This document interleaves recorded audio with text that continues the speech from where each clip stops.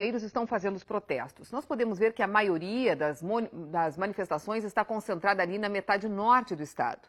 Essa mobilização começou no fim de semana, ganhou força nos últimos dias. Os caminhoneiros estão mobilizados em 43 trechos de rodovias estaduais e em 36 de rodovias federais. No total, são 79 pontos em 39 rodovias. Bom, e um dos maiores protestos acontece na BR-101, em Três Cachoeiras, no litoral norte. A rodovia é a principal ligação com Santa Catarina. A repórter Roberta Saliné acompanha e conversa ao vivo com a gente. Roberta, qual é a situação por aí, Roberta? Oi, Cris, boa tarde a todos. Olha, a situação agora, nesse momento, é um pouco mais calma. Houve momentos de tensão hoje durante a manhã. Os caminhoneiros receberam a notificação judicial às 9 horas da manhã para que em 1 hora liberassem a pista. Um pouco depois disso, um caminhão tentou passar e teria tentado atropelar alguns caminhoneiros que estavam aqui na BR-101. Ele foi preso, levado no carro da Polícia Rodoviária Federal. Nesse momento, a gente observa aqui uma grande movimentação ainda na BR-101.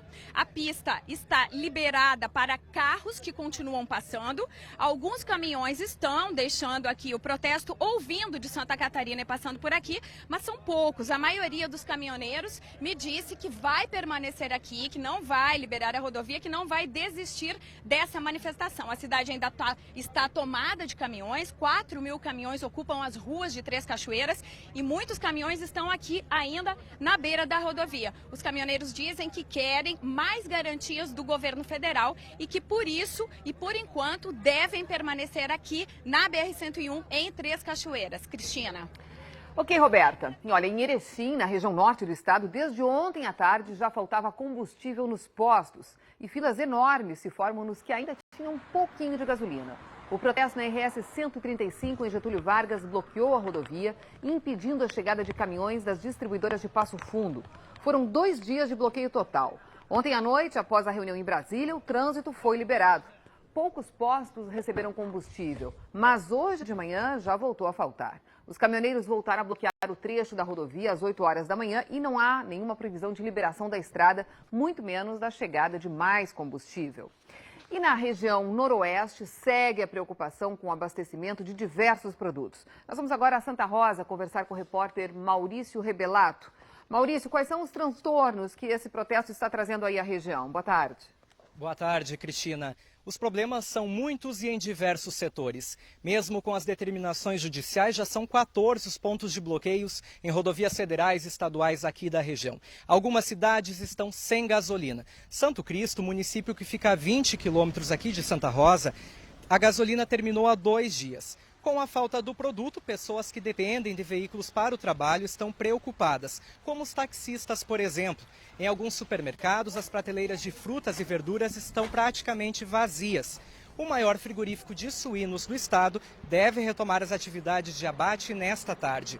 Em 3 dias, 7.500 suínos já deixaram de ser abatidos. Mas o fornecimento de ração ainda afeta cerca de 400.000 animais, que estão há cerca de 50 horas sem o alimento. O recolhimento do leite também foi suspenso na região. 4 cooperativas deixarão de coletar hoje 430.000 litros do produto. Ontem à tarde, aqui em Santa Rosa, na RS 307, agricultores começaram um protesto com colheitadeiras e máquinas agrícolas, tratores, caminhões. Eles reivindicam aí o fim do emplacamento agrícola e também pedem a redução no preço dos combustíveis, Cristina. Ok, mais um protesto também, então, em Santa Rosa. Bom, e a produção de leite na região de Passo Fundo também está sendo muito afetada pela paralisação dos caminhoneiros.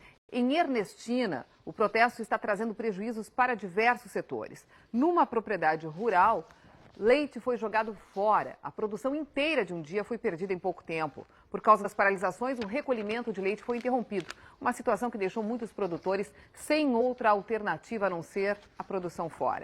Uma situação que pode piorar se o caminhão que faz o transporte do produto para a indústria não passar nos próximos dias por ali.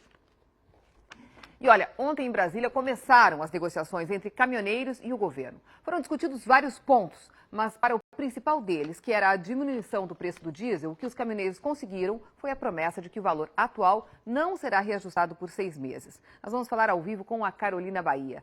Carolina, minha pergunta para você é quem vai avaliar o que foi discutido na região de ontem, né? Já que a gente sabe que apenas 2 entidades que realmente representam os caminhoneiros estavam presentes, que era a Confederação Nacional dos Transportadores Autônomos e o Comando Nacional do Transporte. Os demais caminhoneiros estavam ali, na verdade, representando pequenos grupos aí que se uniram via as redes sociais, não é isso? Não há ainda uma liderança para esse movimento. Boa tarde, Cristina. Isso mesmo. Uma das grandes dificuldades dessa negociação é que não existe uma liderança. Você quer uma liderança por região? Poderia existir uma liderança da região sul, uma liderança do centro-oeste, mas não. Não existe uma liderança, ou uma ou 2, que representem todo o setor. E essas que vieram ontem e participaram da reunião com o governo federal, elas mesmas disseram durante o encontro que não estavam representando todos os caminhoneiros e todos os movimentos. Inclusive, o Comando Nacional dos Caminhoneiros reclama que não participou de todas as conversas e que não fechou acordo nenhum.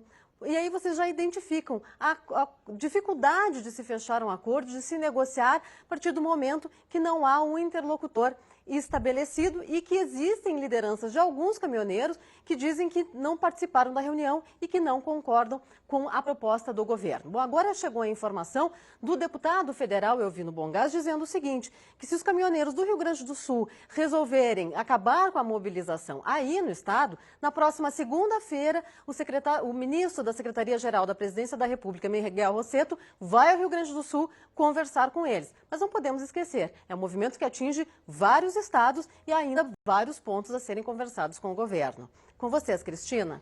Ok, Carolina, você que nos acompanha no interior do estado, fica agora com as notícias da sua região com os apresentadores locais do Jornal do Almoço.